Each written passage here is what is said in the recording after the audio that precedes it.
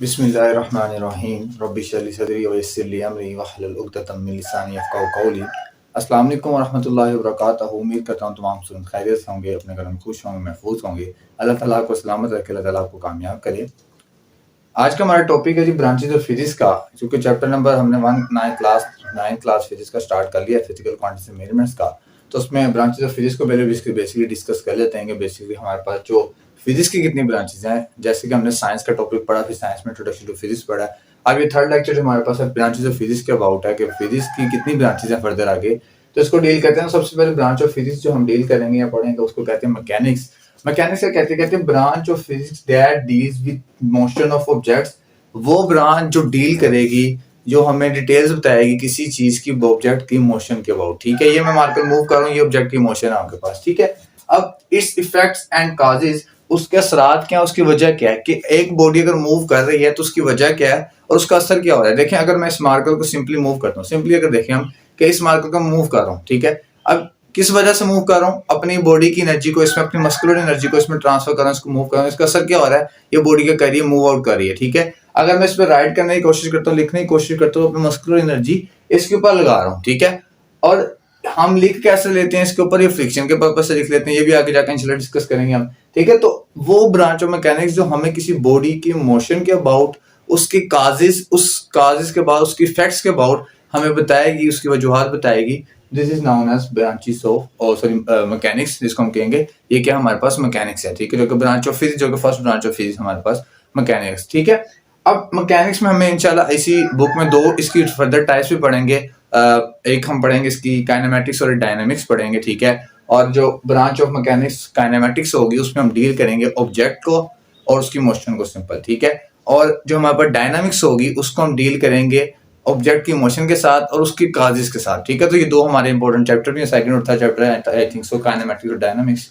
तो वो मैकेनिक्स की क्या है, फर्दर आगे ब्रांचेज हैं। ठीक है, या फर्दर आगे उसके टाइप्स हैं हमारे पास।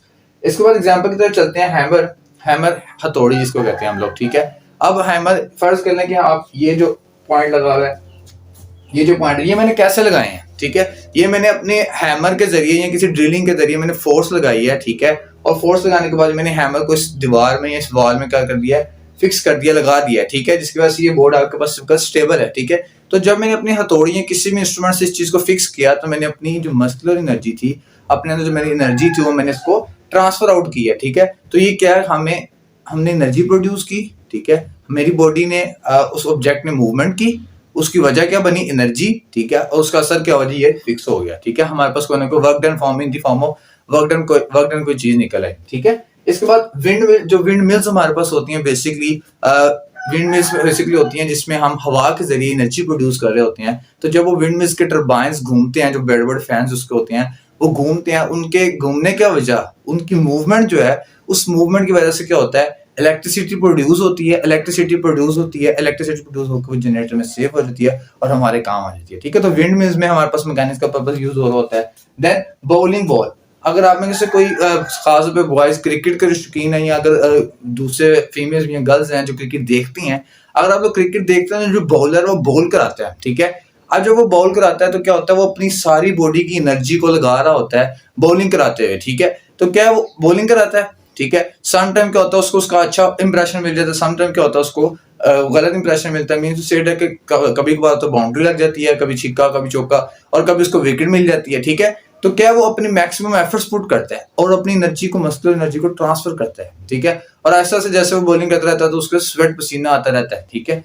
तो ये क्या है, ये भी हमारे पास मैकेनिक्स के पर्पज है। और लास्ट हमारे पास साइकिलिंग, वो लोग जो थोड़ा हेल्थी होते हैं, ठीक है, और अपने आप को स्मार्ट करना चाहते हैं, ठीक है, वो क्या करते हैं, साइकिलिंग का पर्पज यूज करते हैं ज्यादातर, कि साइकिलिंग करके क्या वेट थोड़ा लूज किया जाए, ताकि साइकिलिंग से क्या होता है, आपको जो स्वेट है और जो हमारे अंदर यूजलेस जम्स होते हैं, ठीक है, या जिसको हम चर्बी का फैट कह लेते हैं, फैट जो है वो पिघलना शुरू हो जाता है, स्वेट के जरिए वो निकल जाता है। ठीक है, तो ये क्या है, ये मूवमेंट कर रहे हैं, और मूवमेंट की वजह से क्या हो रहा है, हमारे पास कोई ना कोई वर्क डन, एक पॉजिटिव रिस्पॉन्स निकल रहा है, हमें उसकी वजह भी पता लग रही है, उसके असरात के बारे में हमें वो भी पता लग रहा है। ठीक है, तो फिजिक्स बेसिकली क्या है, ये ऐसी चीज कि इसको सारी की सारी प्रैक्टिकल लाइफ में अगर देखा जाए तो ये हमारे दिन के हर शुरू से लेके दिन जब हम उठते हैं रात सोने तक हमारे अंदर फिजिक्स किसी ना किसी तरह इन्वॉल्व हो रही होती है, और ये ज्यादातर प्रैक्टिकल लाइफ है हमारे पास। इस तरह कई एग्जांपल्स हमारे पास होंगे मैकेनिक्स की।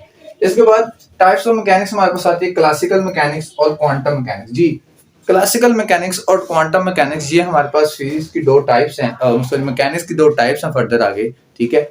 अब क्लासिकल मैकेनिक्स में कुछ ऐसे इश्यूज थे या कुछ ऐसे हमारे पास ये कह सकते हैं कि हमारे पास कुछ इस तरह के टॉपिक्स जो हम डिटरमाइन नहीं कर पाए क्लासिकल मैकेनिक्स में, लेकिन इस क्लासिकल मैकेनिक्स को ओवरकम करने के लिए हमारे पास क्वांटम मैकेनिक्स भी हमारे पास है, ठीक है। क्वांटम मैकेनिक्स बेसिकली जो इसका आइडिया दिया था वो हमारे पास एल्बर्ट आइंस्टाइन ने दिया था, ये हमने डिस्कस किया था इंट्रोडक्शन टू फिजिक्स वाले चैप्टर टॉपिक में भी कि जी क्वांटम मैकेनिक्स को क्या था, एल्बर्ट आइंस्टाइन जो थे बेसिकली ये क्वांटम मैकेनिक्स ज्यादातर मॉडर्न फिजिक्स पे रिलाई करती है, ठीक है। तो ये जो कॉन्सेप्ट था या जो इसको डिटरमाइन किया था ये एल्बर्ट आइंस्टाइन ने किया था, ठीक है। और क्लासिकल मैकेनिक्स जो है उसमें ज्यादातर हमारा थ्योरी का पार्ट होता है, ठीक है, उसमें भी डेरिवेशंस होती हैं, लेकिन जो मॉडर्न फिजिक्स है इसमें काफी चीजें इनहांस करके बताई उन्होंने, ठीक है। और एल्बर्ट आइंस्टाइन ने इस चीज को रिलाई किया, इस चीज को ऑन किया, ठीक है। तो ये हमारे पास की दो टाइप्स हैं। फर्दर एप्लीकेशंस देखते हैं कि हमारे पास यूज कहाँ पे हो रही है, ठीक है, हमारी डेली लाइफ में कहाँ यूज होती है, आगे आने वाली जिंदगी में अगर हम आगे फिजिक्स की फॉर्मेशन में जाते हैं, फिजिक्स में अपने मास्टर्स वगैरह करते हैं, तो हायर एजुकेशन उसमें अटेन करते हैं, तो हमें कहाँ देखेंगे, देखें जी स्ट्रक्चरल इंजीनियरिंग। अब अक्सर लोग हम इंजीनियरिंग के बाद ना इंजीनियरिंग करते हैं, प्री इंजीनियरिंग के बाद इंजीनियरिंग यूनिवर्सिटी में दाखिला लेते हैं, तो उसमें से एक फील्ड होती है स्ट्रक्चरल इंजीनियरिंग जो कि बेसिक बेस कर रही होती है मैकेनिक्स पे।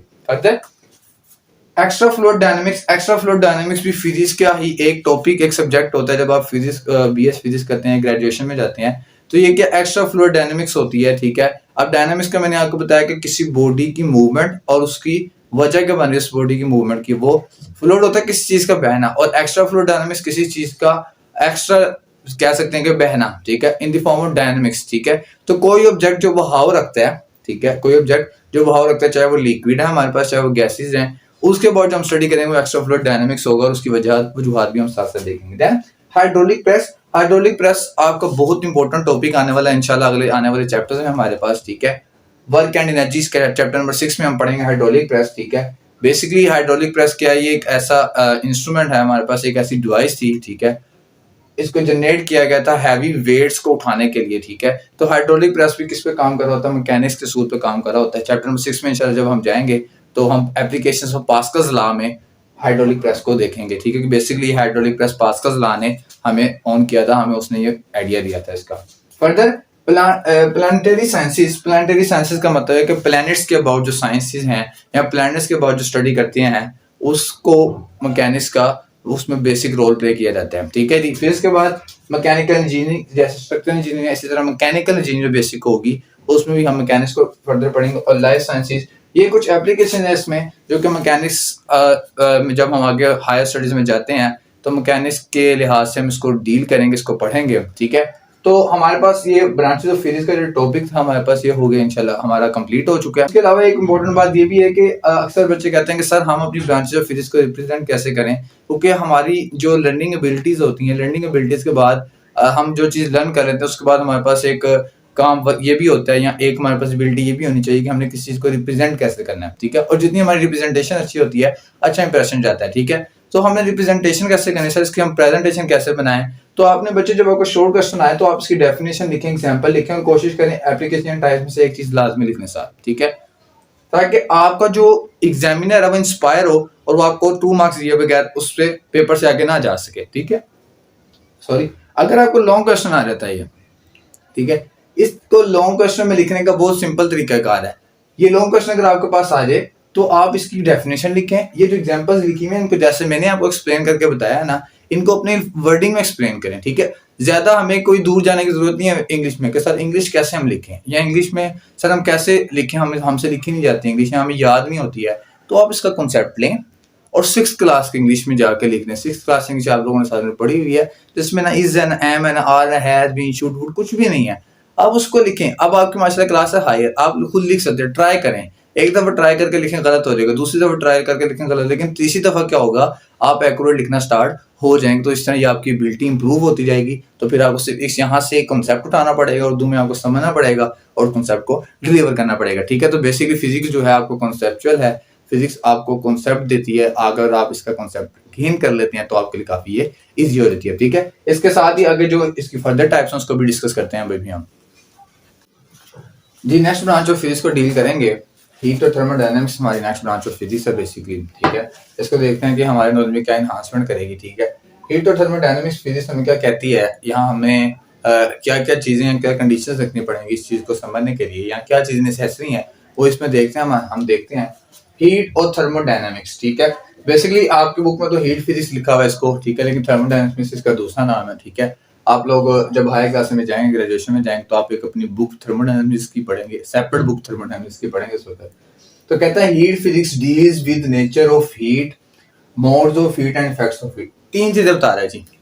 हीट फिजिक्स क्या कह रहा है ये डील्स डिस्कस करेगी नेचर ऑफ हीट के अबाउट, ठीक है, कि एक हीट है उसकी नेचर किस तरह की है, मोड्स ऑफ हीट के अबाउट करेगा, और इफेक्ट्स ऑफ हीट के अबाउट, ठीक है। मोड्स ऑफ हीट का क्या मतलब है कि हीट कितने मोड्स में ट्रांसफर हो सकती है, हीट के कितने मोड्स हैं, ठीक है।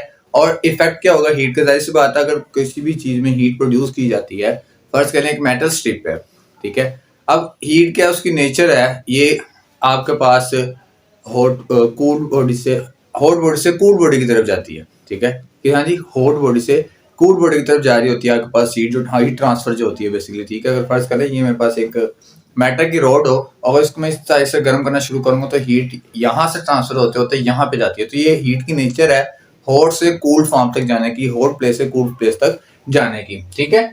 और मोड्स ऑफ हीट का मतलब कितने मोड्स हैं इसके जिसमें ट्रांसफर हो रही है, ठीक है। और इफेक्ट्स ऑफ हीट का इसका असर क्या हो रहा है, ऐसी बात है अगर हम किसी भी बॉडी को इसको अगर मैं हीट करता हूँ तो इसकी लेंथ चेंज हो जाएगी, इसको मैं कहता हूँ लीनियर एक्सपेंशन हो जाएगा इसमें, ठीक है।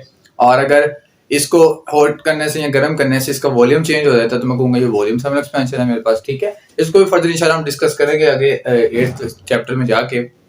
अब उसके बाद एग्जांपल्स अगर इसकी देखें हम, सबसे पहले कहता है अवर सोलर सिस्टम। जी मैंने आपको व्हाट इज साइंस वाले टॉपिक में भी एक बात कही थी कि सर हमारे पास जो सूरज है या सूरज सन है जो हमारे पास, वो सबसे बड़ा सोर्स है हमारे पास हीट का भी और लाइट का भी। तो हमारे जो सोलर सिस्टम है बेसिकली अवर सोलर सिस्टम, अब सोलर सिस्टम के आपने अक्सर देखा होगा सोलर प्लेट्स हमारे जो घरों की रूफ्स हैं उन पे लगी होती है, क्या जी वो जो सोलर सूरज से आने वाली जो रेज हैं वो सोलर को कैच करता है और बैटरी में स्टोर कर लेता है और बाकी हमारे घर की जो अप्लायंसेस हैं वो चल रही होती हैं। तो सोलर सिस्टम जो बेसिकली क्या सूरज, और सूरज हमारी दुनिया में पूरी कायनात में सबसे बड़ा सोर्स है हमें हीट प्रोवाइड करने का, ठीक है। तो क्या है जी कि आवर सोलर सिस्टम एग्जांपल है इसकी हीट एनर्जी की, हीट फिजिक्स।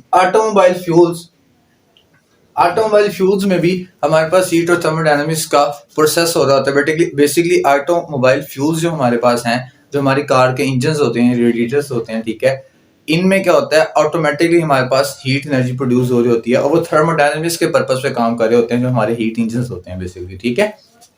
अब इसके बाद मोड्स ऑफ हीट ट्रांसफर, सबसे पहले मोड है कंडक्शन, ठीक है। Chapter number 9 class 9 transfer of heat जब हम पढ़ेंगे उसमें 3 मोड्स को हम डिटेल में डिस्कस करेंगे। अभी फिलहाल आपको सिर्फ कॉन्सेप्ट बता देते हैं, मैं बताता हूँ कि हमारे ये जो कंडक्शन, कन्वेक्शन और रेडिएशन हैं ये बेसिकली क्या चीज है, ठीक है। देखिए कंडक्शन बेसिकली क्या होती है, कंडक्शन हमारे पास किसी भी सॉलिड चीज को, सॉलिड चीज ये फर्ज कर लें सॉलिड आपके पास एक रॉड है, इस सॉलिड को जब गर्म किया जाए तो इसकी एक प्लेस से दूसरी प्लेस से जो हीट ट्रांसफॉर्मेशन हो रही है तो वो क्या होगी, कंडक्शन होगी, ठीक है। कि सॉलिड में जो हीट ट्रांसफर का प्रोसेस होगा वो क्या कहलाएगा, कंडक्शन कहलाएगा। कन्वेक्शन क्या होती है, कन्वेक्शन बेसिकली होती है हमारे पास रेज की सूरत में, शेप्स में, वेव्स की सूरत में क्या हो रहा है, ट्रांसफॉर्मेशन हो रही है, ठीक है। और रेडिएशंस की सूरत में जो हमारे पास हीट का ट्रांसफॉर्मेशन होगी उसको हम क्या कहेंगे, this is known as radiation process. तो ये हमारे transfer mode of transfer of heat हैं, 3 मोड्स में ट्रांसफर होती है, कंडक्शन, कन्वेक्शन और रेडिएशन में ट्रांसफर होती है। देन एप्लीकेशन में आए कार्नोट इंजन। जी कार्नोट इंजन जो हमारे पास है, जैसे हमने यहाँ पे ये पढ़ा था ऑटोमोबाइल फ्यूल्स, ठीक है। कार्नोट इंजन थर्मोडायनामिक्स के प्रोसेस पे, थर्मोडायनामिक्स के प्रिंसिपल पे काम करते हैं कार्नोट इंजन बेसिकली, ठीक है। और इसी तरह हमारे पास जो रेफ्रिजरेटर है ये भी हमारे पास प्रिंसिपल ऑफ थर्मोडायनामिक्स पे काम कर रहा होता है रेफ्रिजरेटर। तो इसकी एप्लीकेशन है कि हम इसको यूज कहाँ कर रहे हैं अपनी लाइफ में। तो हमारे जो रेफ्रिजरेटर्स होते हैं उनमें क्या हो रहा होता है, हमारे पास थर्मोडायनामिक्स का प्रोसेस हो रहा होता है, ठीक है। तो ये सिंपल सी इसकी डेफिनेशन है, एग्जांपल्स एंड इसकी एप्लीकेशंस हैं। जैसे मैंने आपको मैकेनिक्स के टॉपिक में बताया था कि हमने इसको लिखना है कैसे, रिप्रेजेंट कैसे करना है, सेम ऐसे इसी तरह जैसे हम आगे फर्दर इसकी टाइप्स को पढ़ेंगे सेम ऐसे इसी तरह करेंगे हम इसको, ठीक है जी। तो उम्मीद है कि आपको समझ आ गया होगा, ठीक है।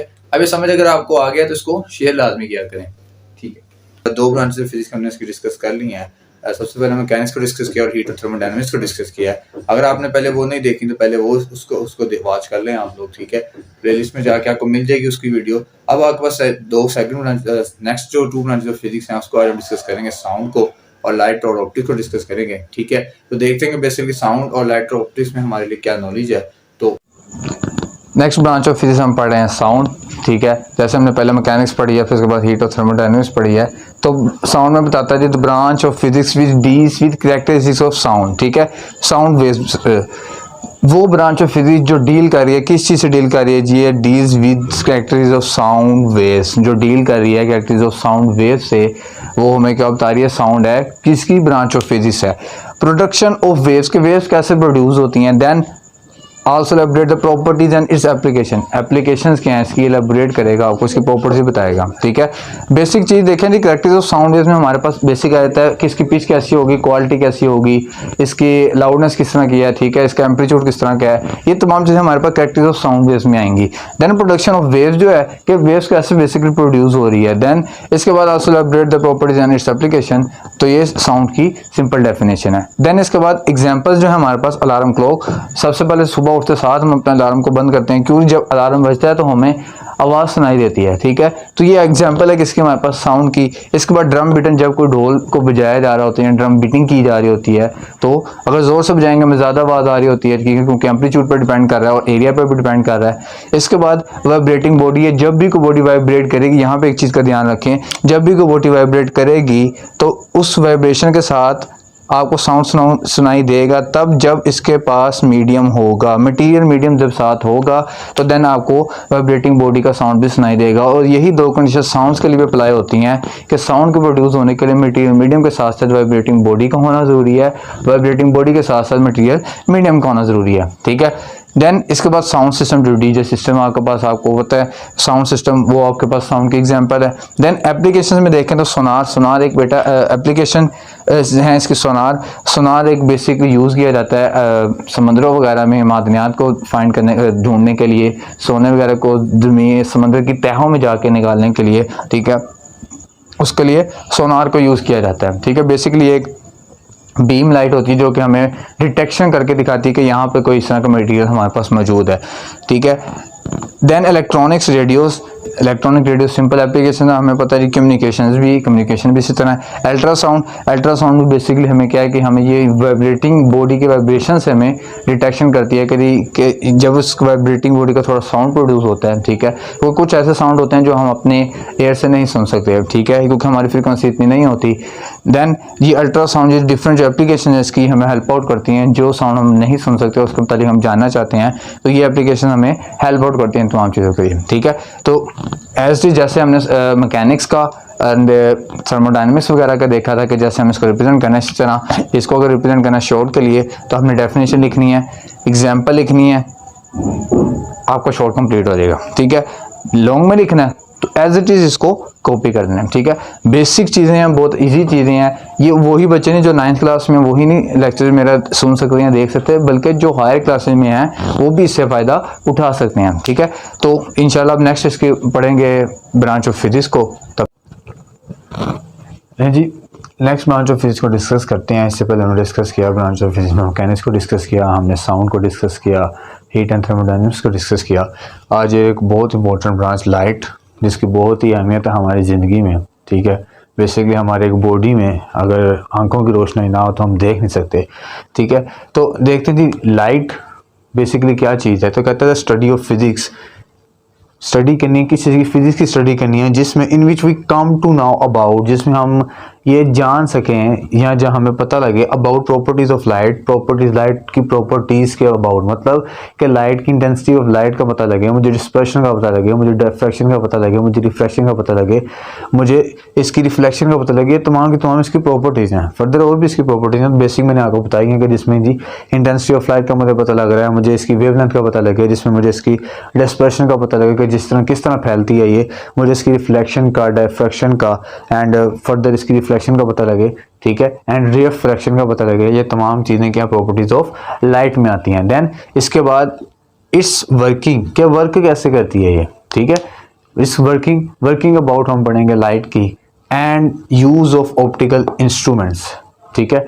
ऑप्टिकल इंस्ट्रूमेंट्स के यूज़ क्या है, ठीक है, कि लाइट जो है इसमें एक ऐसी ब्रांच ऑफ फिजिक्स में है जिसमें मैंने डिस्कस करना है लाइट की प्रॉपर्टीज़ को डिस्कस करना है। लाइट की प्रॉपर्टीज़ के साथ साथ मैंने डिस्कस करना है उसकी वर्किंग को, वर्किंग के साथ मैंने डिस्कस इस चीज़ को करना है जी, यूज़ ऑफ ऑप्टिकल इंस्ट्रूमेंट्स को डिस्कस करना है। मतलब ये 3 चीज़ें नेसेसरी हैं मुझे लाइट ब्रांच ऑफ फिजिक्स को डिस्कस करने के लिए, जिसको हम ऑप्टिक्स भी कहते हैं, ठीक है। तो use of optical instruments, optical instruments का मतलब है कि हमारे जो ऑप्टिकल इंस्ट्रूमेंट्स होते हैं, आपने अक्सर नेम सुना होगा अपनी रोज़मर्रा ज़िंदगी में, चलते फिरते रोड पर दुकान देखी होगी, ऑप्टिकल सेंटर्स देखे होंगे आपने, जहाँ पे आप आई चेक कराते हैं, अपनी आई लेंसेज चेंज करवाते हैं, आप ग्लासेस वहाँ से लगवाते हैं। उसमें जो इंस्ट्रूमेंट इस्तेमाल होते हैं, compound microscope, simple microscope, telescope, ठीक है, ये जो तमाम चीज़ें ऑप्टिकल इंस्ट्रूमेंट्स में आती हैं, ठीक है, ये डिस्कस की जाएगी किसमें जी, branch of physics which is called light, ठीक है। एग्जांपल्स में देखते हैं लाइट कमिंग फ्रॉम सन, सबसे मेन एग्जांपल आपकी डेली लाइफ की बिग एग्जांपल ऑफ लाइट क्या है जी, कि सूरज से जो रोशनी आ रही है, जो कि हमारी दुनिया में सबसे बड़ा जरिया है रोशनी का, जिस is known as sun. Then electric bulb, इसके बाद इलेक्ट्रिक बल्ब जो छोटे छोटे बल्ब्स हमारे कमरों वगैरह में लगे होते हैं, हमारे डिफरेंट प्लेसेस पे लगे होते हैं रोशनी के लिए, ठीक है, ये क्या जी, इलेक्ट्रिक बल्ब्स, ठीक है। स्टार्स, सितारे हैं जो, वो भी लाइट्स देते हैं, आपको रोशनी देते हैं, ठीक है, इतनी नहीं देते लेकिन हमें चमकते हुए वो नजर आ रहे होते हैं, लेकिन हकीकत में वो बहुत बड़े होते हैं स्टार्स, ठीक है। Then fire flash, fire flash का मतलब है जुगनू, ठीक है, जुगनू आपने अक्सर उड़ते देखे होंगे, ठीक है, फायर फ्लैश उनको कहते हैं, जो कि अक्सर रात के अंधेरे में चमक रहे होते हैं, ठीक है, रोशनी प्रोवाइड कर रहे होते हैं। फर्दर बर्निंग कैंडल, जो मोमबत्ती आप जलाते हैं, ठीक है, अक्सर, तो क्या बर्निंग कैंडल, ये तमाम के तमाम सोर्स क्या हैं, लाइट के हैं। ये इससे हट के भी आपके प्रैक्टिकल लाइफ में कई तरह के आपको सोर्स मिलेंगे जो कि लाइट के होंगे, ठीक है, डेली लाइफ में आपको यूज़ करने में मिलेंगे। एप्लीकेशन में देखें तो क्लियरिंग रोबोट के लिए लाइट को यूज़ किया जाता है, कि रोबोट क्लियरिंग करने के लिए, किसी भी हर्डल्स को उठाने के लिए रोबोट्स को यूज़ किया जाता है, जो कि लाइट की मदद से चेक करते हैं कि कौन कौन सी हर्डल है, उसको एग्जामाइन करते हैं, उसको हटाना स्टार्ट कर देते हैं, clearing robot. Then multi functional sensor for smartphone, हमारे स्मार्टफोन में सबसे ज़्यादा यूज़ की जा रही होती है लाइट वगैरह की, ठीक है। अब बेसिक्स एग्जांपल इसकी ये है कि जैसे हम अपने मोबाइल फ़ोन को कॉल करते हैं किसी को, ठीक है, हम अपने कान के साथ लगाते हैं तो हमारे जो मोबाइल की लाइट है वो ऑफ हो जाती है, तो क्या मतलब उसके अंदर सेंसर जो लगा है वो तमाम चीज़ें इसके लिए यूज़ होती हैं। Then laser for product manufacturing, product manufacturing के लिए लेज़र यूज़ की जाती है, ठीक है, जो कि लाइट का एक पार्ट है, ठीक है। अक्सर अब आपके लेज़र से कटिंग भी की जाती है, ठीक है, आपको एक क्लॉथ वगैरह की कटिंग की जाती है, डिफरेंट जो बॉक्सेस बन के उनकी कटिंग की जाती है, ठीक है। एक और चीज़, इस लेज़र जो डिटेक्शन करती है, किसी डिटेक्शन करती है, प्रोडक्ट डिटेक्शन। अब आप अक्सर बड़े बड़े मॉल्स में देखते होंगे कि वो एक छोटा सा उन्होंने रखा होता है, वो आपके बार कोड में लगाते हैं तो वो आवाज़ से एक आती है, जो कि लेज़र से यूज़ करने की वजह से वो प्रोडक्ट को इमेजिन कर लेते हैं कौन से प्रोडक्ट है, ठीक है। Then early detection of cancer, detection को, कैंसर की डिटेक्शन के लिए, ठीक है, कि हमें जल्द पता लग जाए। हालांकि डॉक्टर्स वगैरह अक्सर लोग ये कहते हैं कि कैंसर आखिरी स्टेज पे पता लगता है, ठीक है, लेकिन अर्ली डिटेक्शन ऑफ कैंसर के लिए हम लाइट को यूज़ किया जाता है। मतलब कैंसर के इलाज के लिए सिंपली अगर हम कहें तो अब लाइट रेस से इस कैंसर के इलाज को यूज़ किया जा रहा होता है, जिसमें लाइट यूज़ की जाती है। इसके अलावा डिफरेंट मेथड्स हैं, इसमें डिफरेंट एप्लीकेशन हैं इसकी, ठीक है, जो कि मोस्ट इंपॉर्टेंट थे वो मैंने आपको बता दी हैं। लेकिन नेक्स्ट ब्रांच ऑफ फिजिक्स को डिस्कस करेंगे आज इंशाल्लाह, इलेक्ट्रिसिटी एंड मैग्नेटिज्म। बेसिकली सबसे पहले देखें कि इलेक्ट्रिसिटी क्या है, ठीक है, इलेक्ट्रिसिटी होती क्या है, देन उस पर मैग्नेटिज्म क्या है। तो इलेक्ट्रिसिटी एंड मैग्नेटिज्म की ब्रांच को कहता है कि the branch of physics in which we deal with the properties of charges at rest. यानी सबसे पहली कंडीशन से अप्लाई की है कि हम अगर इलेक्ट्रिसिटी एंड मैग्नेटिज्म को डिस्कस करना चाहते हैं तो मुझे सबसे पहले उन चार्जेस का जो कि रेस्ट पर हैं उनकी प्रॉपर्टीज़ का पता होना चाहिए, ठीक है, उनकी पोलैरिटी क्या है, उनका फंक्शन क्या है, ये मुझे कहाँ पता होना चाहिए, इलेक्ट्रिसिटी एंड मैग्नेटिज्म में, ठीक है। सेकेंड, एंड इन मोशन और मोशन, दोनों स्टेप्स में मुझे पता होना चाहिए। मुझे रेस्ट पर भी पता होना चाहिए, वो चार्जेस जो रेस्ट पर होंगे this is known as electrostatics कहलाएंगे, और वो चार्जेस जो मोशन में होंगे उसको हम कहेंगे इलेक्ट्रिसिटी कहेंगे, ठीक है। And also discuss their effects and relation with magnetism, हम इनके इफेक्ट्स को डिस्कस करेंगे, असरात को डिस्कस करेंगे, फिर इसका रिलेशन देखेंगे मैग्नेटिज्म के साथ कि बेसिकली अगर इलेक्ट्रिसिटी जनरेट हो रही है, उसमें इलेक्ट्रिक फील्ड प्रोड्यूस हो रही है, तो आया कि क्या मैं उसको मैग्नेटिक फील्ड में प्रोड्यूस कर सकता हूँ, उसका मैग्नेट से क्या रिलेशन है, ये तमाम चीज़ें हम डिस्कस करते हैं किसमें, इलेक्ट्रिसिटी एंड मैग्नेटिज्म में। इसके बाद एग्जाम्पल के तौर पर कंपस आप किसी अननोन जगह पे जाते हैं, ठीक है, या आप किबला डायरेक्शन बेसिकली देखना चाहते हैं किसी अननोन जगह पे जाकर, तो आप कंपस का सहारा लेते हैं डायरेक्शन को मालूम करने के लिए। वो कंपास क्या है, वो आपको मैग्नेटिज्म के इफेक्ट्स के ज़रिए आपको डायरेक्शन बता रही होती है कि आपका किबला किस तरफ को है, ठीक है। तो कंपास आपकी इलेक्ट्रिसिटी और मैग्नेटिज्म को अमल कर रही होती है, ठीक है। देन इलेक्ट्रिक मोटर, जो इलेक्ट्रिक मोटर है आपकी बेसिकली इलेक्ट्रिसिटी से चलती है, ठीक है, इलेक्ट्रिसिटी से चलती है, तो उसमें इलेक्ट्रिसिटी यूज़ हो रही है। देन स्पीकर्स आपके पास जो हैं, स्पीकर जो हैं, कुछ स्पीकर इस तरह के हैं जो कि आजकल की टेक्नोलॉजी के मुताबिक ब्लूटूथ के हैं, लेकिन कुछ इलेक्ट्रिसिटी से भी चलते हैं। लेकिन इसमें मेन रोल जो है स्पीकर्स में, एक छोटा सा मैग्नेट लगा होता है स्पीकर के पीछे जो कि हेल्प आउट कर रहा होता है इलेक्ट्रिसिटी को प्रोड्यूस करने के लिए। तो ये रिलेशन जुड़ता जा रहा है इलेक्ट्रिसिटी एंड मैग्नेटिज्म का। फिर कंप्यूटर के पास जो है, कंप्यूटर बेसिकली इलेक्ट्रिसिटी पे भी यूज़ हो रहा है, मैग्नेटिज्म पे भी यूज़ हो रहा है, क्योंकि इसकी कुछ चिप्स इस तरह की होती हैं जो मैग्नेटिक टाइप्स की होती हैं, ठीक है, और इलेक्ट्रिसिटी से बेसिकली चल रहा होता है। कंप्यूटर भी, लैपटॉप भी इसी तरह है, ठीक है। तो ये कुछ एग्जांपल हैं जो कि इलेक्ट्रिसिटी एंड मैग्नेटिज्म के और तमाम की तमाम डेली लाइफ के एग्जांपल्स हैं, ठीक है। देन एप्लीकेशन में अगर देखा जाए तो जनरेटर्स में इलेक्ट्रिसिटी एंड मैग्नेटिज्म का रोल प्ले किया जा रहा होता है। AC generator, DC generator, AC motor या डीसी मोटर आप इंशाल्लाह आगे जाकर फर्दर पढ़ेंगे तो उसमें आप इसको डिस्कस किया जाएगा इलेक्ट्रिसिटी एंड मैग्नेटिज्म को। देन सेंसर्स में ये यूज़ की जा रही है इलेक्ट्रिसिटी मैग्नेटिज्म में। जैसे अभी हमने लाइट ऑप्टिक्स में पढ़ा था, मोबाइल फ़ोन सेंसर्स जो थे, मोबाइल फ़ोन सेंसर्स में क्या था, लाइट का इफेक्ट था। इसी तरह ये सेंसर्स यूज़ किए जा रहे होते हैं इसी तरह स्मार्टफोन में भी, जो कि सेंस कर लेते हैं। देन टेलीकम्युनिकेशन में भी आपके पास इलेक्ट्रिसिटी एंड मैग्नेटिज्म यूज़ की जा रही होती है। सिक्योरिटी सिस्टम में, सिक्योरिटी अलार्म्स में आपके पास ये यूज़ किया जाता है। इंशाल्लाह जब आप लॉजिकल गेट्स वगैरह पढ़ेंगे उसमें आप अलार्म, सेफ्टी अलार्म पढ़ेंगे जो कि सिक्योरिटी सिस्टम होता है, ठीक है, उसमें भी electricity and magnetism main role play करती है। देन टेलीविजन एंड रेडियोज़ में, पिक्चर ट्यूब्स में आपके पास इलेक्ट्रिसिटी और पीछे मैग्नेटिक कुछ चिप्स लगी होती हैं, ठीक है। इसी तरह रेडियोस में इस तरह होता है, ठीक है। तो ये तमाम की तमाम जो एप्लीकेशंस हैं या जो इस एग्जांपल हैं इलेक्ट्रिसिटी एंड मैग्नेटिज्म की रिलेट जो कर रही हैं इससे, ये तमाम की तमाम आपकी डेली लाइफ के हैं, ठीक है। तो डेली लाइफ में जितने भी ये जो कुछ एप्लीकेशन लिखी गई हैं इससे बढ़कर और भी एप्लीकेशन हैं, ठीक है, लेकिन जो कुछ मैंने यहाँ पे लिखी हैं तो ये इसकी कुछ एप्लीकेशन हैं, ठीक है। इंशाल्लाह अभी नेक्स्ट इसकी ब्रांच ऑफ फिजिक्स पढ़ते हैं।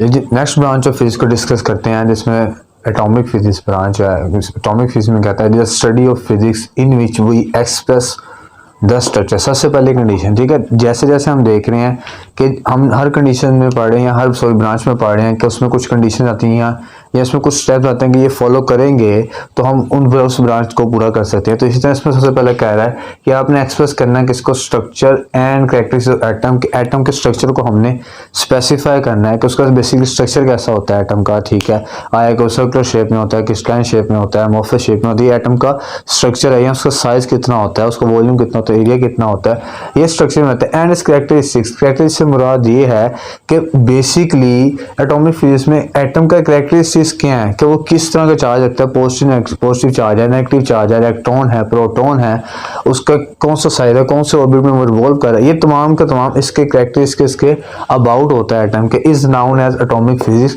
ये दो चीजें कंसिडर की जाएंगी जब इनको डिस्कस किया जाएगा तो हम एटॉमिक फिजिक्स तक इंशाल्लाह पहुंच जाएंगे। तो इसकी एग्जांपल अगर फर्दर देखें तो एग्जांपल में है aluminium atoms. Aluminium atom basically atom एक बहुत ही छोटा सा जर्रा है, इस से भी स्मॉल आपका पार्टिकल है जो कि एटम है। अगर समंदर के किनारे की जो रेत है उसमें से एक छोटा सा जरा उठा लिया जाए, बेसिकली एटम को मैं नेक्ड आई से नहीं देख सकता, ठीक है। तो एल्यूमिनियम एटम्स जो हैं ये भी एटॉमिक फिजिक्स में यूज किए जाते हैं। इसके बाद ह्यूमन बॉडी जिसमें क्या है जी, एक एटम से मिलकर बनी हुई है, ठीक है, छोटे छोटे एटम से मिलकर आपकी ह्यूमन बॉडी बनी हुई है, जिसमें ऑलमोस्ट 7 × 10⁻27 एटम्स होते हैं ह्यूमन बॉडी में आपके, ठीक है। स्टेशनरी जो है बेसिकली आपके पास ये जो पेन मार्कर वगैरह ये भी एटम से मिलकर बने। प्रैक्टिकल लाइफ है आपकी, प्रैक्टिकल एग्जांपल्स हैं सारी की सारी, ठीक है। बॉम्ब एक्सप्लोजर में भी ये तमाम चीज़ें हैं जी, ठीक है, कि बॉम्ब एक्सप्लोजर में एटॉमिक फिजिक्स यूज़ की जा रही होती है कि जब इसमें एल्यूमिनियम यूरेनियम का एडिशन की जाती है, इनके एटम्स को ऐड किया जाता है, ठीक है, मिला दिया जाता है तो एक बॉम्ब एक्सप्लोजर बन जाता है, ठीक है। एप्लीकेशन में देखें तो इलेक्ट्रॉन माइक्रोस्कोप है, हम किसी भी एटम को देखने के लिए इलेक्ट्रॉन माइक्रोस्कोप, जैसे कि मैंने अभी डिस्कस किया कि मैं नेकेड आई से नहीं देख सकता, ठीक है, तो मुझे इलेक्ट्रॉन माइक्रोस्कोप का सहारा लेना पड़ता है, हेल्प आउट लेना पड़ती है, ऑप्टिकल माइक्रोस्कोप को देखना पड़ता है, ठीक है। ऑप्टिकल माइक्रोस्कोप भी मुझे हेल्प आउट करता है किसको, एटम्स को देखने के लिए, इनको जांचने के लिए या परखने के लिए, ठीक है। तो ये सिंपल सी इसकी है। अगर आपको शॉर्ट क्वेश्चन में आता है तो आप ये तमाम चीज़ें लिखें, इंशाल्लाह आपको 2 मार्क्स लाजमी मिलेंगे, ठीक है। जैसे अगर लॉन्ग आता है तो देखें लॉन्ग में आप कंप्लीट लिखते जाएं, जैसे हमने डिस्कस किए हैं ब्रांचेस ऑफ फिजिक्स की हैं, ये लॉन्ग में आप लिखते जाएं जैसे पिछले लेक्चर में किए हैं। ये तमाम आप प्रॉपर्टीज लिखें, इसकी एग्जांपल्स लिखें, एप्लीकेशन लिखें, इसकी डेफिनेशन लिखें, ये लॉन्ग आपको इंशाल्लाह प्रिपेयर होते जाएगा, ठीक है। स्टार्ट किया हुआ है। आज हमारे branch of physics and nuclear physics को डील कर रहे हैं। इससे पहले हमने डिफरेंट ब्रांचेस ऑफ फिजिक्स को डील कर लिया है, ठीक है। अगर आपने उसको नहीं देखा पहले तो उस लेक्चर को सुन लें आप लोग, ठीक है, ताकि आपकी माइंड में एनहांसमेंट हो सके, आपको कांसेप्ट क्लियर हो जाएगा। अब न्यूक्लियर फिजिक्स को डील करना है हमने। बेसिकली न्यूक्लियर फिजिक्स क्या चीज है, ठीक है। तो न्यूक्लियर फिजिक्स में कहता है it deals with the behaviour of nuclei and properties of nuclei and particles of nuclei. देखिए हमने जितनी भी अपनी ब्रांचेस ऑफ फिजिक्स में उनकी डेफिनेशंस देखी है ना, मैकेनिक्स की देखी है, लाइट, ऑप्टिक्स, साउंड, इलेक्ट्रोमैग्नेटिज्म की देखी है, हीट एनर्जी की देखी है, ये एटॉमिक फिजिक्स की देखी है। इन तमाम में हमें ना कुछ कंडीशंस पता लग रही हैं, या हमें एक सिनेरियो बताया जा रहा है कि सर इस ब्रांचेस ऑफ फिजिक्स में ये चीजें आपने लाजमी डील करनी है। ये नहीं कि इसके अलावा कोई चीज नहीं है, नहीं है, लेकिन ये चीजें हमने लाजमी डील करनी है। बेसिक कॉन्सेप्ट इन ब्रांचेस में ये तमाम चीजों, इन 3 चीजों का है। किसी में 3 बता रहा है, किसी में 2 बता रहा है। जैसे अभी इसमें बताया, क्या कह रहा है, behaviour of nuclei. Basically nuclear physics आपको बताएगा कि आपका न्यूक्लियाई कैसे बिहेव करता है, ठीक है। कि आपका कुछ न्यूक्लियाई ऐसे होते हैं जो कि बहुत एक्सप्लोसिव होते हैं, ठीक है, जो बहुत ज्यादा एक्सप्लोजन प्रोड्यूस करते हैं। कुछ होते हैं जो वो एक्सप्लोसिव नहीं होते। ये बिहेवियर है कि किस तरह वो रिएक्ट करता है या नहीं करता, ठीक है। देन प्रॉपर्टीज ऑफ न्यूक्लियाई, के आपके न्यूक्लियाई की प्रॉपर्टीज क्या है, उस न्यूक्लियाई का साइज कितना है, ठीक है, उस न्यूक्लियाई में आपके पास प्रोटॉन कितने हैं, उस न्यूक्लियाई का जो ऑर्बिट है उसमें कितने इलेक्ट्रॉन्स रिवॉल्व कर रहे हैं, या उसके कितने ऑर्बिट है। ये प्रॉपर्टीज ऑफ न्यूक्लियाई है हमारे पास, ये कितनी पोलैरिटी है हमारे पास न्यूक्लियस में। इसके बाद पार्टिकल्स ऑफ न्यूक्लियाई, एक न्यूक्लियाई में कितने पार्टिकल्स पाए जा रहे हैं, ठीक है। अब बेसिकली वर्ड यहाँ पे न्यूक्लियाई 3 बार यूज हो गया है, तो इस कॉन्सेप्ट को भी क्लियर कर लेते हैं। सर हमारे पास न्यूक्लियाई क्या चीज है। न्यूक्लियाई बेसिकली एक वर्ड न्यूक्लियस है हमारे पास, ठीक है। ये आप लोगों ने केमिस्ट्री में भी सुना होगा, पढ़ा होगा उसको कि न्यूक्लियस बेसिकली क्या चीज है। न्यूक्लियस क्या होता है जी, बेसिकली जिसमें हमारे पास प्रोटॉन और न्यूट्रॉन होता है। ये हमारे पास न्यूक्लियस है। ये मेरे पास क्या है, ये न्यूक्लियस है। इसके अंदर मेरे पास प्रोटॉन भी है, एक न्यूट्रॉन भी है, ठीक है। अब प्रोटॉन क्या होते हैं, प्रोटॉन होते हैं जिसमें हमारे पास पॉजिटिव चार्ज होता है, और न्यूट्रॉन होता है न्यूट्रल चार्ज होता है, ठीक है। और ये जो ऑर्बिट है इसको हम कहते हैं ऑर्बिट, ये जो इसके इर्द गिर्द रिवॉल्व कर रहा है। यहाँ पे होते हैं इलेक्ट्रॉन्स जो कि नेगेटिव चार्ज रखते हैं, ठीक है। तो यहाँ से हमें एक बात ये भी पता लगी कि न्यूक्लियस क्या है। न्यूक्लियस वो है जिसमें हमारे पास प्रोटॉन और न्यूट्रॉन है। प्रोटॉन क्या है, जिसमें पॉजिटिव चार्ज है, न्यूट्रॉन के जो कि न्यूट्रल है, और नेगेटिव चार्ज इलेक्ट्रॉन हमारे पास होते हैं जो कि न्यूक्लियस के गिर्द रिवॉल्व कर रहे होते हैं, जिनकी आयनाइजेशन एनर्जी, ये डिफरेंट चीजें जो है ये इसकी किसमें आ जाती है, हमारे पास प्रॉपर्टीज ऑफ न्यूक्लियाई और पार्टिकल्स ऑफ न्यूक्लियाई में आती है। बेसिकली कि न्यूक्लियस में कितने पार्टिकल्स हैं, ठीक है। तो उम्मीद है कि समझ आ गया कि न्यूक्लियर फिजिक्स बेसिकली क्या चीज है जी। हमें न्यूक्लियस का बिहेवियर बता रहा है, ठीक है, उस बिहेवियर के साथ उसकी प्रॉपर्टीज बता रहा है, ठीक है, कि ये बिहेव कैसे कर रहा है। फिर ये प्रॉपर्टी बता रहा है कि इसके अंदर कितने न्यूक्लियस में कितने प्रोटॉन है, ठीक है। फिर ये बता रहा है इसके गिर्द कितने इलेक्ट्रॉन रिवॉल्व कर रहे हैं। फिर पार्टिकल्स ऑफ न्यूक्लियाई को डिस्कस कर रहा है कि जो एक न्यूक्लियाई में पार्टिकल्स पाए जाते हैं वो किस तरह बिहेव कर रहे हैं, ठीक है, किस तरह के पार्टिकल्स हैं। ये बात क्लियर होगी जी। न्यूक्लियस के अंदर 2 पार्टिकल्स प्रोटॉन और न्यूट्रॉन है। Proton positive charge, neutron neutral, और उसके गिर्द इलेक्ट्रॉन जो नेगेटिव वाला वो रिवॉल्व कर रहा है। यहाँ तक क्लियर हो गया जी। अब ये जो ऑर्बिट्स हैं या जो न्यूक्लियस है, इनकी डिफरेंट आयनाइजेशन एनर्जी होती है, इनकी डिफरेंट इलेक्ट्रॉनिक कॉन्फ़िगरेशन होती है। आप केमिस्ट्री में ज्यादातर इसको डीपली पढ़ेंगे, ठीक है जी। इसके बाद चलते हैं एग्जांपल्स की तरफ। तो एग्जांपल्स में बताता है रेडियो एक्टिव डिके। अब रेडियो एक्टिव डिके का मतलब होता है, डिके का मतलब होता है कि काफी अरसा गुजरने से पहले, सदियों से पहले की बात, ठीक है। डिके इसको कहते हैं, 1 सदी को गुजर जाना आपके पास डिके कहलाता है, ठीक है। अब रेडियो एक्टिव डिके कि कुछ आपके पास एलिमेंट्स या न्यूक्लियाई या न्यूक्लियर पार्टिकल्स इस तरह के होते हैं जो कि खुद ब खुद रेडिएशंस प्रोड्यूस करना शुरू करते हैं। रेडियो एक्टिव का मतलब होता है खुद ब खुद किसी चीज का प्रोडक्शन स्टार्ट कर देना, ठीक है। अगर आपके जमीन में कोई न्यूक्लियर, अब पुरानी जब वार्स होती थी, अब वार्स के कुछ ना कुछ पार्टिकल्स रह जाते हैं, उनका खुद ब खुद का ना रेडिएशंस प्रोड्यूस करना या खुद ब खुद ऐसे असरात पैदा करना, उसको कहते हैं रेडियो एक्टिव डिके, ठीक है। इसके बाद फिशन जी। फिशन रिएक्शन अब नाम पढ़ा जाता है। बेसिकली हम जब इसको 9 चैप्टर को इंशाल्लाह पढ़ेंगे या 8 चैप्टर में इंशाल्लाह फिजन और फ्यूजन रिएक्शन को हम डिटेल से डिस्कस करेंगे। लेकिन फिजन रिएक्शन बहुत एक्सप्लोसिव रिएक्शन होता है जिसकी बेस पे हमारे जो न्यूक्लियर वेपन्स होते हैं, न्यूक्लियर हमारे एटॉमिक पावर्स हैं तमाम की तमाम उस पर बेस करती हैं फिशन रिएक्शन में। ज्यादातर फिशन रिएक्शन बेसिकली क्या चीज है, फिशन रिएक्शन एक ऐसा रिएक्शन होता है कि जिसपे अगर किसी भी चीज की या किसी एलिमेंट की या किसी न्यूक्लियाई की स्पेशली बॉम्बार्डमेंट करवाई जाती है या उसको कोलिजन करवाई जाती है, तो क्या होता है, वो बजाय ज्वाइंट होने के, जो बजाय उसका इफेक्ट खत्म होने के, उसको क्या होती है, उसकी एक्सप्लोजन जो है वो बढ़ जाती है। ठीक है, इस पे अगर किसी चीज की बॉम्बार्डमेंट कराई जाती है फिशन पे, तो ये इसका रिएक्शन प्रोड्यूस होता है, फिशन रिएक्शन, जिसमें ये डिफरेंट न्यूक्लियाइज प्रोड्यूस करता है फर्दर और डिफरेंट न्यूट्रॉन्स प्रोड्यूस करता है, जिसकी वजह से क्या होता है, हमारे पास शदीद एक्सप्लोजन बनती है। ठीक है, अब देखें, अगर आपके पास, आपने अक्सर नाम सुना होगा कि हमारे पास जो एटम बॉम्ब्स होते हैं, अब इतना सा अगर आपके पास एटम बॉम्ब्स हैं, जिसको ग्रेनेड भी कहते हैं बेसिकली आर्मी की लैंग्वेज में, अब ये ग्रेनेड इतना सा आपके पास है, लेकिन वो कितने बड़े बड़े सिटीज को, मुल्क को, सॉरी कंट्रीज को क्या करता है, एक्सप्लोजन का बाइस बनता है। उसमें किस तरह, उसमें फिशन रिएक्शन प्रोड्यूस हो रहा होता है, उसके अंदर एक एक पार्टिकल, एक एक जर्रा जो होता है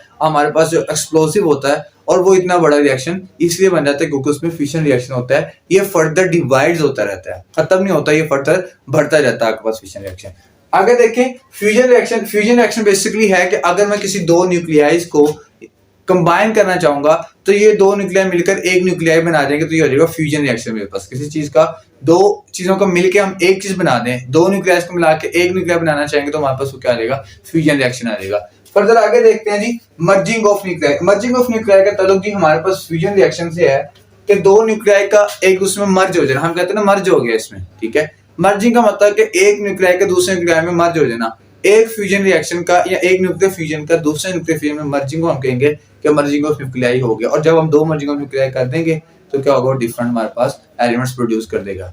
क्लियर है ये बात। इस एप्लीकेशन में देखते हैं कि बेसिकली एप्लीकेशन, सबसे पहली एप्लीकेशन न्यूक्लियर पावर है। हमारे जितने भी न्यूक्लियर पावर प्लांट्स चल रहे हैं, जिसकी वजह से हमारी न्यूक्लियर जो इन्वेंशन बढ़ती जा रही है डेली रूटीन में, ठीक है, तो उसमें ज्यादातर हमारे पास क्या न्यूक्लियाई यूज किए जा रहे हैं, डिफरेंट मटेरियल्स के, यूरेनियम है, एल्यूमिनियम है। ये हमारी बेसिक नीड्स हैं किसी भी एटॉमिक पावर बनने के लिए। ठीक है, तो जो हमारा एटॉमिक पावर प्रोग्राम है, जो न्यूक्लियर पावर्स में जो यूज किए जाते हैं, ज्यादातर न्यूक्लियाई यूज किए जा रहे होते हैं। ठीक है, और जिनमें हम ये भी डिस्कस किया कि फ्यूजन रिएक्शन ज्यादातर पाया जा रहा होता है। देन न्यूक्लियर वेपन्स जो है, इसी तरह न्यूक्लियर वेपन्स जो हमारे पास हैं, ठीक है, जैसे हमारे पास, जैसे हमारे पास एक बुलेट होती है, उसके अंदर भी हमारा न्यूक्लियर मटेरियल होता है। ठीक है, जो कि बहुत, अगर किसी को लगती है खुदा न खास्ता जाके, तो वो उसके अंदर, उस बॉडी के अंदर बहुत ही जहरीले जो मादे हैं वो प्रोड्यूस करता है, जिसकी वजह से उसकी डेथ भी हो सकती है। ठीक है, तो ये क्या है कि ये न्यूक्लियर वेपन्स में हमारे पास, एक मैंने बेसिक एग्जांपल दिया बुलेट के आगे पास, इस तरह हमारे पास डिफरेंट न्यूक्लियर वेपन्स हैं जिनमें हमारे पास न्यूक्लियर मटेरियल यूज किए जा रहे होते हैं। फिर इसके बाद एग्रीकल्चर आइसोटोप्स। हाँ जी,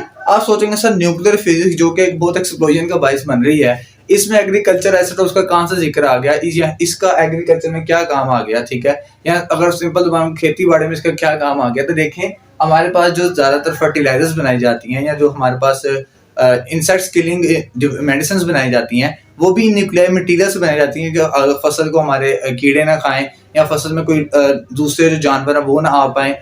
मतलब फसल को सेफ रखने के लिए, उसकी ग्रोथ करने के लिए, ग्रूमिंग करने के लिए, बीज की ग्रूमिंग अच्छी करवाने के लिए हम क्या करते हैं जी, एग्रीकल्चर आइसोटोप्स को यूज करते हैं, जिसमें हमारे पास न्यूक्लियर पार्टिकल्स रोल प्ले कर रहे होते हैं। इसके बाद देखते हैं जी मेटल मटेरियल इंजीनियरिंग में। आगे इंशाल्लाह जब आप लोग जाके स्टडीज करेंगे सेकंड ईयर के बाद इंजीनियरिंग अपनी लाइंस में जाएंगे, अपने अपने डिसिप्लिन्स में जब आप लोग जाएंगे, तो आप एक टॉपिक डिस्कस करेंगे मटेरियल इंजीनियरिंग। मटेरियल इंजीनियरिंग में आपको न्यूक्लियाई फिजिक्स का रोल आपको बेसिक मिलेगा, basic role nuclear physics play करेगी, ज्यादातर रोल आपको न्यूक्लियर फिजिक्स बताएगी इसमें। ठीक है, तो ये तमाम चीजें क्या है, ये हमारी डेली लाइफ रूटीन में यूज की जा रही है। जैसे अभी हमने देखा है जी एग्रीकल्चर आइसोटोप्स। ठीक है, तो ये हमारे पास क्या है, जितनी भी फिजिक्स है हमारे पास, ये हमारे पास प्रैक्टिकल लाइफ है हमारी। ठीक है, मैंने शायद एक दिन पहले भी कहा था कि हम सुबह से लेकर शाम तक अपनी जो फिजिक्स का बेसिक सब्जेक्ट है, अपने साइंसी लिहाज से या स्टडी के लिहाज से, उसको किसी ना किसी तरह यूज कर रहे होते हैं। ठीक है जी, तो ये न्यूक्लियर फिजिक्स थी। इसके बाद डिस्कस करते हैं फर्दर इसके branch of physics, plasma physics को डिस्कस करते हैं जी। नेक्स्ट ब्रांच ऑफ फिजिक्स को डील करते हैं प्लाज्मा फिजिक्स को। प्लाज्मा का नाम आपने पहले सुना होगा। ठीक है, प्लाज्मा कहते हैं जी basically fourth state of matter है। अगर हम स्टेट्स ऑफ मैटर की बात की जाए तो सॉलिड, लिक्विड, गैस हम कहते हैं जी कि हमारे पास स्टेट्स ऑफ मैटर है। फोर्थ स्टेट ऑफ मैटर हमारे पास क्या चीज है, प्लाज्मा है। ठीक है, लेकिन इस बात का ये भी क्वेश्चनिंग की जाती है सर कि आया कि कुछ लोग कहते हैं कि प्लाज्मा हमारे पास फोर्थ स्टेट ऑफ मैटर नहीं है, कुछ को लेते हैं। तो चलिए इस बात को आज क्लैरिफाई करते हैं बेसिक डेफिनेशन देख के कि जी अब हम डिसाइड करेंगे इसके बाद कि प्लाज्मा फिजिक्स हमारे पास या plasma fourth state of matter है या नहीं है। ठीक है, अगर है तो किस वजह से, अगर नहीं है तो फिर भी किस वजह से, तो इस चीज को डील करते हैं, इसको पढ़ लेते हैं बेसिकली क्या चीज कह रहा है। तो प्लाज्मा फिजिक्स में मुझे कहता है it is the study of production properties of the ionic state of matter. जी ये चीज मैंने अंडरलाइन पहले की हुई है हमारे समझने के लिए। बेसिकली प्लाज्मा जो है मेरे पास बच्चे वो मैटर की आयनिक स्टेट है। मैटर की आयनिक स्टेट मेरे पास क्या है? प्लाज्मा। अब आयन क्या चीज है? आयन बेसिकली हमारे पास क्या होते हैं? आयन होते हैं दो तरह के, ठीक है। किसी चीज का आयन में क्रिएट हो जाए, आयन में डिवाइड हो जाए, केमिस्ट्री में आप लोग इसका डीप कॉन्सेप्ट पढ़ेंगे। आयन होते हैं बेसिकली दो तरह के। एक होते हैं, इनकी दो प्रॉपर्टीज होती हैं। एक को हम कहते हैं केटाइंस, CATIONS केटाइंस, और एक को हम कहते हैं एनाइंस, ठीक है। केटाइंस जो है ये पॉजिटिव चार्ज रखते हैं और एनाइंस जो है ये नेगेटिव चार्ज रखते हैं, ठीक है। तो जो हमारे पास आयंस हैं वो दो तरह के होते हैं, केटाइंस और एनाइंस, पॉजिटिव और नेगेटिव चार्ज। मींस कि जब कोई भी मेटल आपके पास, चाहे वो सॉलिड है, लिक्विड है, गैस है, वो आयंस में क्रिएट हो जाएगा, पॉजिटिव और नेगेटिव आयन में केटाइंस के फॉर्मेशन में चले जाएगा। देन मैं उसको कहूंगा ये क्या है? प्लाज्मा है। अब इस प्लाज्मा की प्रोडक्शन कैसे हो रही है, इसकी प्रॉपर्टीज क्या है, ठीक है। इनको जो स्टडी करने का नाम है उसको हम कहते हैं प्लाज्मा फिजिक्स कहते हैं, ठीक है।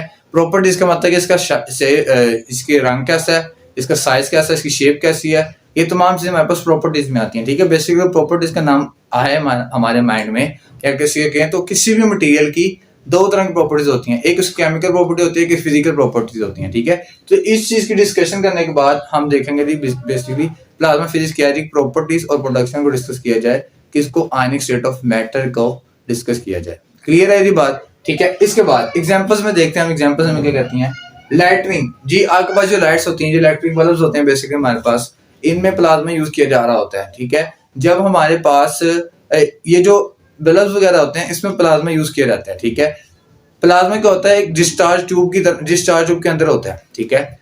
आज देखें अगर ये बल्ब हमारा ऑफ है ना तो इसमें हमें प्लाज्मा नजर नहीं आ रहा, लेकिन जैसे इसमें इलेक्ट्रिक करंट पास थ्रू होता है तो प्लाज्मा क्या होता है? ये क्रिएट हो जाता है, ठीक है। प्लाज्मा क्या होता है? ग्लो करता है, ब्राइटनेस प्रोड्यूस करता है, जिस वजह से हमें लाइट मिलती है, ठीक है। तो बेसिकली हमारे बल्ब जो है इसमें अंदर प्लाज्मा यूज किया जा रहा होता है, लेकिन जब हम इसको ऑफ करते हैं हमें प्लाज्मा नजर नहीं आता। बेसिकली ये जो लाइट है ये ग्लोएशन ऑफ प्लाज्मा है, कि जब इसमें से इलेक्ट्रिक करंट पास थ्रू करता है तो ये अपनी ग्लो पूरी दिखाता है, आपको ग्लो करके दिखाता है, आपको लाइट मिल जाती है। इसके बाद लाइटनिंग के बाद हमारे पास है स्टार्स। स्टार जितने भी हमारे पास प्लाज्मा के एग्जांपल्स हैं, इंक्लूडिंग सन, जो कि बहुत बड़ा प्लाज्मा उसमें, क्योंकि इसमें भी आयनिक स्टेट है हमारे पास, ठीक है। इसमें भी कई गैसेज जो है सन में हमारे पास आयंस में चेंज हुई हैं, ठीक है, कुदरती तौर पर। तो ये क्या है? हमारे पास जो स्टार्स हैं ये तमाम की तमाम, सन भी जो है हमारे पास, उसमें क्या हमारे पास प्लाज्मा यूज किया जा रहा है। देन वेल्डिंग आर्ट्स आपने अक्सर देखे होंगे, घर में आप लोगों के वेल्डिंग करने आते हैं, ठीक है, अटैचिंग करने आते हैं। जैसे ये स्टील है, ये तो स्टील है, जब आपके पास आयरन रॉड हो या लोहा वगैरह हो तो उसको दूसरे से किसी सलाख को अटैच करना वापस में, तो हम क्या करते हैं? वेल्डिंग वाले को कहते हैं वेल्डिंग वाले को बना लो, वो वेल्ड कर देगा, ठीक है। मीन्स क्या है कि वेल्डिंग आर्ट्स में भी प्लाज्मा यूज किया जा रहा होता है। अब जो आपने देखा होगा अक्सर वो वेल्डिंग आर्ट्स वाले क्या करते हैं, अपने वेल्डिंग वाली जो इंस्ट्रूमेंट होती है जिससे वो वेल्ड कर रहे होते हैं इस चीज को, उसके आगे उन्होंने एक बड़ी सी रॉड लगाई होती है, उस वो क्या होती है? बेसिकली प्लाज्मा होती है। अब जब उसमें से करंट पास थ्रू होता है वो आयन की फॉर्म में चेंज होके एक आयरन रॉड को दूसरे आयरन रॉड से क्या कर देती है? कनेक्ट कर देती है, ठीक है। तो ये देखें लाइफ की हमारी बेसिक एग्जांपल है, जो आज से पहले शायद हमें नहीं पता था कि यार ये हमारी लाइफ में कोई फिजिक्स भी है जो इस चीज का रोल प्ले किया, तो हमें ये पता था कि यार वेल्डिंग के लिए वो बुला लो, ठीक है। तो इसके बाद फ्लोरेसेंट लैंप्स, हमारे पास फ्लोरेसेंट लैंप्स होते हैं, ठीक है, अक्सर हम नाम लेते हैं फ्लोरेसेंट स्क्रीन्स का भी, ठीक है। फ्लोरेसेंट लैंप जो हमारे अक्सर बेड रूम्स में रखे होते हैं, साइड टेबल्स पे हमारे बेड के साथ, जो रात के वक्त हम जला कर सो देते हैं, बंद कर लेते हैं उसको, ठीक है। तो उनमें भी क्या होता है? हमारे पास प्लाज्मा यूज किया जा रहा है। तो बेसिकली उसमें भी हमारे पास एक लाइट ही है ना, तो लाइट में हमें पता है कि यार लाइट में प्लाज्मा यूज हो रहा है, ठीक है। तो क्लियर होगी ये बात। इसके बाद एप्लीकेशन देखते हैं इलेक्ट्रॉनिक्स। जी प्लाज्मा का यूज इलेक्ट्रॉनिक्स में कैसे है? आपके पास अक्सर आप अगर फर्दर पढ़ेंगे, डिस्कस करेंगे, सेमीकंडक्टर का नाम आपने 8th क्लास में भी सुना था। वैसे सेमीकंडक्टर की चिप्स बनाने के लिए, चिप्स दूसरी चिप्स नहीं, फिंगर चिप्स नहीं, या लेज वगैरह नहीं है, सेमीकंडक्टर चिप्स बनाने के लिए, चिप्स का मतलब है जो हमारे पास छोटी छोटी चिप्स होती हैं जो इलेक्ट्रॉनिक्स में यूज की जाती हैं, हमारे रिमोट में अक्सर डिफरेंट चीजों में चिप्स यूज की जा रही होती हैं, ठीक है। तो ये क्या है? इवन के मोबाइल कैमरा, इनमें जो चिप्स बन रही हैं, सेमीकंडक्टर चिप्स बन रही हैं, कंडक्टर चिप्स बन रही हैं, ये क्या चीज है हमारे पास? ये प्लाज्मा इसमें रोल प्ले कर रहा होता है हमारे पास इसकी प्रोडक्शन के लिए भी, ठीक है। इसके बाद प्लास्टिक्स में देखते हैं जी प्लाज्मा फिजिक्स प्लास्टिक में कैसे यूज किया जा रहा है। बेसिकली जब आपके पास प्लास्टिक मटेरियल बनता है तो उसकी क्लीनिंग के लिए, उसको वेट रखने के लिए, ठीक है, उसके ऊपर से डिफरेंट मटेरियल्स लगे, जो एक्स्ट्रा मटेरियल्स हैं, ठीक है, या जिन पे चार्जिंग ज्यादा हो चुकी हुई है, अक्सर हमारे पास जो टेक्नोलॉजी है उनमें जब प्लास्टिक को बनाया जाता है तो उसमें डिफरेंट और भी रेडिएशंस को खत्म करने के लिए प्लाज्मा यूज़ किया जाता है बेसिकली प्लास्टिक्स के लिए। उसकी मैन्युफैक्चरिंग के दौरान हम ये कह सकते हैं कि मैन्युफैक्चरिंग के दौरान प्लाज्मा बेसिकली यूज़ किया जा रहा है प्लास्टिक को क्लीन करने के लिए उसके मैन्युफैक्चरिंग के बाद, ठीक है, उसमें से डिफरेंट ऊपर से मटेरियल्स को हटाने के लिए, ठीक है। इसके बाद ऑप्टिक्स में आपको प्लाज्मा यूज़ किया जाता है, ठीक है। ऑप्टिक्स में हमने डिस्कस किया वो ऑप्टिकल फिजिक्स को, लाइट फिजिक्स को हम कहते हैं। तो ऑप्टिकल इंस्ट्रूमेंट्स हमारे पास क्या होते हैं जी, कंपाउंड माइक्रोस्कोप, लाइट माइक्रोस्कोप, इस तरह डिफरेंट माइक्रोस्कोप हैं जिनमें लाइट में ऑप्टिकल इंस्ट्रूमेंट जो रेडिएशन बेसिकली यूज करते हैं। हम अक्सर आपने सुना होगा लेजर ट्रीटमेंट करवाया जाता है, आंखों का लेजर ट्रीटमेंट भी होता है, ठीक है। जिनकी आई साइड वीक है अक्सर कईयों ने करवाया होता है, आई ट्रीटमेंट करवाएं जो लेजर करवाते हैं। अब जो लेजर है उसमें प्लाज्मा यूज किया जा रहा होता है, तो वो भी क्या है, ऑप्टिक्स का इंस्ट्रूमेंट है हमारे पास यूज किया जा रहा है, ठीक है। तो बेसिकली प्लाज्मा फिजिक्स क्या चीज थी जी, प्लाज्मा फिजिक्स ये चीज थी कि हम आयनिक स्टेट ऑफ मैटर को डिस्कस कर रहे हैं जिसमें हमारे पास पॉजिटिव नेगेटिव आयंस है हमारे पास, ठीक है। इनके प्रोडक्शन पर हैं, उनकी मैन्युफैक्चरिंग और प्रॉपर्टीज को डिस्कस कर रहे हैं। ये हमारे पास क्या है, प्लाज्मा फिजिक्स है, ठीक है। प्लाज्मा फिजिक्स है। इसके बाद लास्ट जो हमारे पास फिजिक्स है, जियो फिजिक्स को डिस्कस करते हैं जी। नेक्स्ट ब्रांच ऑफ फिजिक्स और last branch of physics Jio physics को डील करते हैं। इंशाल्लाह इस टॉपिक को खत्म करते हैं, ठीक है। जियो फिजिक्स को डिस्कस करते हैं। बेसिकली जियो फिजिक्स क्या है और हमारे नॉलेज में क्या एनहांसमेंट करेगी। जियो फिजिक्स कहते हैं the study of earth structure, microscopic properties of minerals, rocks and globally process such as earthquake and climate. ये तो इंग्लिश में डिफरेंट हमने पढ़ लेना कि इंग्लिश में क्या है, ठीक है। इंग्लिश को पढ़ने के बाद इंग्लिश अच्छी चीजें समझ आनी चाहिए क्योंकि इंग्लिश में पेपर देना है, लेकिन हमें इंग्लिश का पता भी तो, हमें रट्टा नहीं लगाना, इंग्लिश का पता तो यार ये कॉन्सेप्ट हमें बेसिकली क्या करा है। अगर बुक में देखा जाए आपकी, तो बुक में कहता है जी कि study of earth is known as geophysics, ठीक है। अगर जब आप पेपर में लिखते हैं ना, तो पेपर में वो डेफिनेशन आपको बहुत ही समझने का बहुत छोटा सा रिव्यू देती है आपको, या एग्जामिनर में बहुत छोटा सा इंप्रेशन देगी। जब आप उस डेफिनेशन को थोड़ा एक्सप्लेन करके लिख देते हैं ना, अभी जितनी ये डेफिनेशन मैंने लिखी है ना, अब जो अर्थ के अबाउट स्टडी है उसके मैंने कुछ छोटे छोटे से पॉइंट्स लिखे हैं इस डेफिनेशन में, हमारी डेफिनेशन थोड़ी सी एक्सप्लोर होगी, हमारी थोड़ी सी डेफिनेशन एलैबोरेट होगी और अच्छी भी बन गई, ठीक है। अब दोबारा पढ़ते हैं, उर्दू के साथ देखते हैं। The study of earth structure, सबसे पहले जियो फिजिक्स में डिस्कस किया जाएगा अर्थ के स्ट्रक्चर के अबाउट, ठीक है। स्ट्रक्चर ऑफ अर्थ को डिजाइन किया जाएगा, स्ट्रक्चर ऑफ अर्थ की डिस्कशंस की जाएंगी। Further microscopic properties of minerals and rocks, micro का मतलब होता है छोटा, माइक्रोस्कोपिक प्रॉपर्टीज को डिस्कस किया जाएगा मिनरल्स एंड रॉक्स की, पहाड़ों की और चट्टानों की, समुद्रों की, इन तमाम की क्या है, मिनरल्स और रॉक्स की माइक्रोस्कोपिक प्रॉपर्टीज को डिस्कस किया जाएगा। फिर एंड ग्लोबली प्रोसेस, और ग्लोबली प्रोसेस जितने हो रहे हैं आपके इस यूनिवर्स के अंदर, अर्थ के अंदर जितने ग्लोबल प्रोसेस हो रहे हैं, such that earthquake and climate change, ज़लज़ले और क्लाइमेट चेंज कैसे होता है, आपकी एनवायरमेंटल चेंजेस कैसे आती हैं, इन तमाम की जो स्टडी है वो क्या है, जियो फिजिक्स है। एक मरतबा दोबारा बता रहा हूँ, जियो फिजिक्स क्या है, स्ट्रक्चर ऑफ अर्थ को डिस्कशन करेंगे, मिनरल्स, पहाड़ों चट्टानों की माइक्रोस्कोपिक प्रॉपर्टीज को, छोटी छोटी प्रॉपर्टीज उनकी वो डिस्कशंस करेंगे। इसके बाद हम ग्लोबली जो चेंजिंग्स आती हैं, या अर्थ को ज़लज़ला क्यों आता है, ठीक है, किस वजह से आता है, ज़लज़ला जब आता है तो उसकी रिकॉर्ड कैसे किया जाता है, ठीक है। फिर उसके बाद क्लाइमेट चेंज क्यों हो रहा है, क्लाइमेट चेंज की वजूहत क्या है, ये तमाम चीजें डिस्कस की जाती हैं जी जियो फिजिक्स में। फर्दर देखते हैं एग्जांपल्स के तौर पर ग्रेविटी मेजरमेंट्स। जी हमें पता है कि ग्रेविटी का जो कॉन्सेप्ट है इंशाल्लाह 5th चैप्टर में जाके हमारा एक्सप्लेन भी हो जाएगा ज्यादातर ग्रेविटी क्या चीज है, ठीक है। ग्रेविटी बेसिकली आपको छोटा सा हिंट कॉन्सेप्ट दे देता हूँ। ग्रेविटी क्या है कि जो आपके अर्थ में पाई जाने वाली कैसी कैसी शक्ल है जो हर चीज को अपनी तरफ अट्रैक्ट कर रही है। अगर ये मार्कर इसको मैं फॉल करूंगा तो नीचे की तरफ जाता है, वजह क्या है, ये नीचे की तरफ जाता है due to gravity it falls on, ठीक है। क्यों, इसको वो खींच रही है अपनी ग्रेविटी, अपनी तरफ खींच रही है, हर चीज को अपनी तरफ खींच रही है। ग्रेविटी की वजह से क्या हो रही है, अर्थ रिवॉल्व कर रही है जी। ग्रेविटी मेजरमेंट्स, अब जो ग्रेविटी है वो डिफरेंट प्लेसेस पे डिफरेंट होती है, ठीक है। अर्थ के अंदर डिफरेंट है, अर्थ के बाहर डिफरेंट है। स्पेस में जाएंगे वहां पर ग्रेविटी खुद प्रोड्यूस करनी पड़ती है, वहां पर डिफरेंट वैल्यूज हैं। मून्स पे चले जाएं, प्लैनेट्स वगैरह पे चले जाएं, लेकिन ग्रेविटी मेजरमेंट आप पहाड़ों पे चले जाएं, चट्टानों पे चले जाएं, ये ऊंची जगह पे या डिफरेंट प्लेसेस पे आके ग्रेविटी मेजरमेंट जो है वो डिफरेंट होती हैं। तो वो ग्रेविटी मेजरमेंट्स को देखने के लिए हम क्या करते हैं, जियो फिजिक्स का सहारा लेते हैं। Diamond finding, diamonds find out करने के लिए रॉक्स और मिनरल्स में से खासतौर पे जो कोल की आपके पास कान होती है, ठीक है, उस कोले के कान में से डायमंड को निकालने के लिए, उसको फाइंड आउट करने के लिए हम जियो फिजिक्स यूज करते हैं। जियो फिजिक्स का मुताला करते हैं, ठीक है, स्ट्रक्चर ऑफ अर्थ का मुताला करते हैं। फिर हम रॉक्स की प्रॉपर्टीज पढ़ते हैं कि बेसिकली देखते हैं कि कोयले से हम हीरा कैसे निकाल सकते हैं, डायमंड कैसे निकाल सकते हैं। तो डायमंड के अबाउट या डायमंड निकालने की फाइंडिंग की जो हमारे पास सर्चिंग की जो बेसिक कॉन्सेप्ट होगा हमारे पास, जो जियो फिजिक्स हमें देती है, वो हेल्प आउट करती है कि हमने किस तरह उसको फाइंड आउट करना है या किस तरह हमें पता लगेगा कि यहाँ पे डायमंड है या नहीं है, ठीक है। और एप्लीकेशन में देखें, सिस्मोलॉजी हमारे पास अर्थक्वेक से बहुत स्टडी की जाती है। इंशाल्लाह जब आप सेकेंडरी के बाद स्टडीज करेंगे फर्दर आगे, तो उसमें आपके पास सब्जेक्ट्स होगा जो लोग आगे जाते हैं डिफरेंट इंजीनियरिंग में जाते हैं या बायो वाली साइड्स पे जाते हैं, जियोलॉजी वाली साइड पे, तो वहाँ पे एक सब्जेक्ट होगा सिस्मोलॉजी, जो कि अर्थक्वेक से अबाउट होगा कि जी अर्थक्वेक की ज़लज़ला क्यों आता है, ज़लज़ला किस वजह से आता है, ज़लज़ले का प्रेशर जो हम मेजर करते थे इतना शिद्दत का था वो कैसे हम मेजर करते हैं, क्या वजह होती है ज़लज़ला आने की, ठीक है, इस पर क्या इफेक्ट पड़ते हैं, ये तमाम चीज़ें सिस्मोलॉजी में डिस्कस की जाएगी जो कि एप्लीकेशन है। फिर फर्दर जियो थर्मोमेट्री का मतलब, जियो का मतलब होता है ज़मीन, जैसे हमने अभी पढ़ लिया जी, और थर्मोमेट्री का मतलब, थर्मो का मतलब होता है टेम्परेचर या किसी हीट का फ्लो होना, और मेट्री होता है किसी चीज़ को मेजर करना।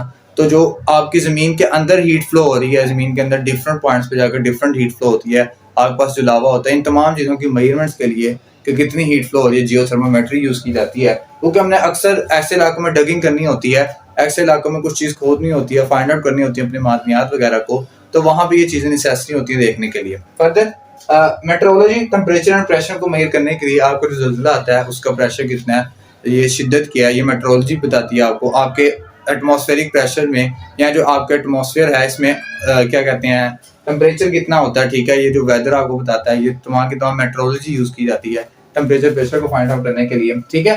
तो ये जियोफिजिक्स से बेसिकली जो लास्ट ब्रांच ऑफ फिजिक्स थी, तो उम्मीद करता हूँ कि आपको ब्रांच ऑफ फिजिक्स का कंप्लीट जो हमारा चैप्टर है, कंप्लीट जो टॉपिक था वो समझ आया होगा। अगर आपको ये समझ आया तो उसको लाइक करें, शेयर करें, सब्सक्राइब करें, और अगर इससे पहले वीडियोस नहीं देखी तो प्लेलिस्ट में जाके चैप्टर 1 फिजिक्स प्लेलिस्ट बनी हुई है, उसमें आप जाके सारी वीडियोस को वॉच कर सकते हैं। इंशाल्लाह उम्मीद है कि आपको ये समझ आ गया होगा, आपको इसमें नॉलेज मिला होगा, ठीक है। तो इंशाल्लाह मिलते हैं इंशाल्लाह अगली वीडियो में हम लोग, ठीक है। तब तक के लिए अपना ख्याल रखें। अल्लाह हाफिज़।